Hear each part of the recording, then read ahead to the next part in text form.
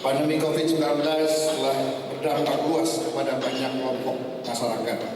Tidak hanya dari aspek kesehatan masyarakat, tetapi juga dari aspek ekonomi dan sosial.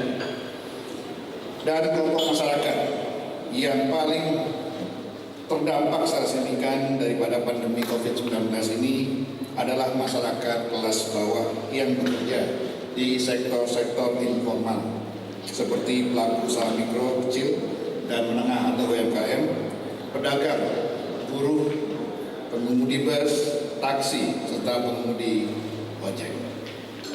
Dalam rangka membangun solidaritas serta semangat gotong royong kebangsaan, MPR RI menginisiasi bersama relawan MPR program MPR Peduli melawan COVID-19 melalui berbagai varian kegiatan sosial dengan kelompok dan sasaran yang beragam pula.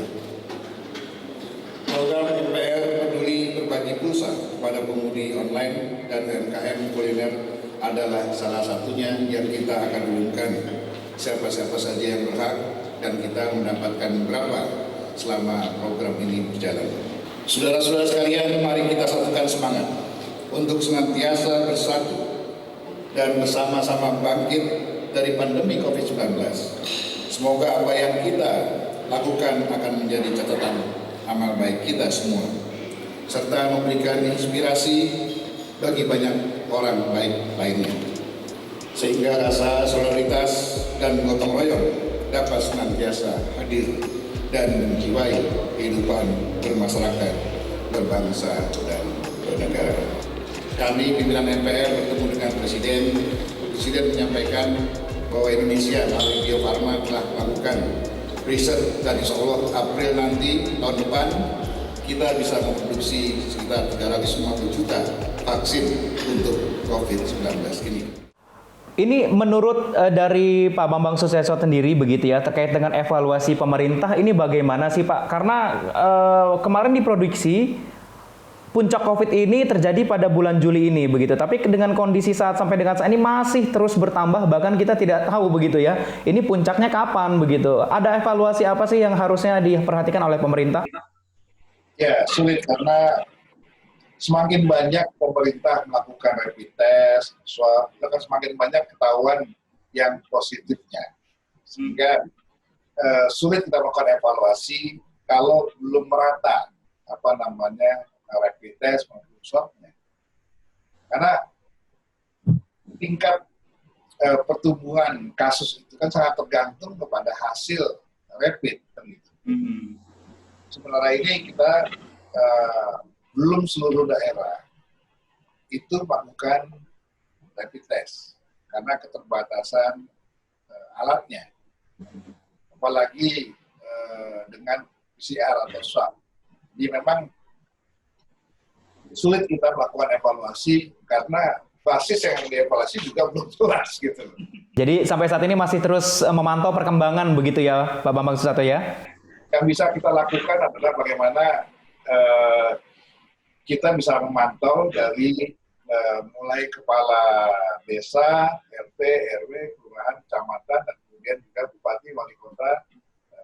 Berjenjang inilah mestinya informasi ini bisa dimonitor di desa-desa. Kita punya aparat, Babinsa, Babinkamtibmas, ini kan ujung tombak yang bisa kita peroleh informasinya langsung kepada forum atau pusat informasi COVID. Ya. Harusnya tiap hari bisa dilihat. Karena kalau di desa itu gampang kita lihat seseorang itu kemudian terkena atau tidak. Kemudian juga kan mereka sudah dari awal sudah kelihatan.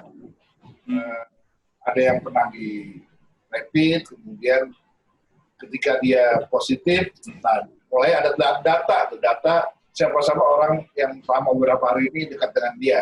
Itu disebut OTG ya? OTG. Orang diduga. Orang tanpa gejala. Enggak, orang diduga. Karena misalnya ada yang positif, ya. Kemudian ada yang orang-orang yang pernah berkomunikasi sama dia dalam beberapa hari ini. ODP. Yang perlu dipantau. ODP. Nah, data ini ada di desa-desa. Setiap kepala desa punya data ini. Sehingga pergerakannya sebetulnya kalau satu langkah, satu tindakan, sebenarnya bisa juga dipantau pergerakan daripada orang-orang yang ODP. Baik, yang paling terpenting adalah peran serta masyarakat begitu ya Pak ya, untuk menjaga kesehatan sendiri, untuk memproteksi diri sendiri agar tidak terkena dari COVID ini. Nah, saya juga sempat lain untuk menghadapi COVID sekarang ini hanya 3. Ya. Pakai masker, jaga jarak, cuci tangan, udah itu aja. Oke ya. Baik, terima kasih. Saya terakhir deh Pak Bambang Susatyo. Saya terakhir, harapannya bagaimana nih untuk masyarakat Indonesia dengan kondisi saat ini? Silahkan. Ya, harapan saya adalah bahwa kita harus ikuti anjuran pemerintah. Karena bagaimanapun juga tanpa kita memiliki satu sikap, satu perbuatan, satu tindakan, maka apa yang dilakukan oleh pemerintah dan oleh rakyat yang lain-lain akan sia-sia ya, untuk memutus mata rantai COVID ini. Jadi harapan saya adalah jaga keluarga kita di rumah dengan mematuhi anjuran pemerintah, menjaga jarak, pakai masker, dan sering-sering cuci tangan. Baik, terima kasih Bapak Bambang Susatyo, Ketua MPR RI, sudah bergabung bersama kami dalam program Tokoh Kita. Dan pemirsa Jak TV dimanapun Anda berada, demikian perbincangan saya. Sampai jumpa lagi di edisi berikutnya. Salam.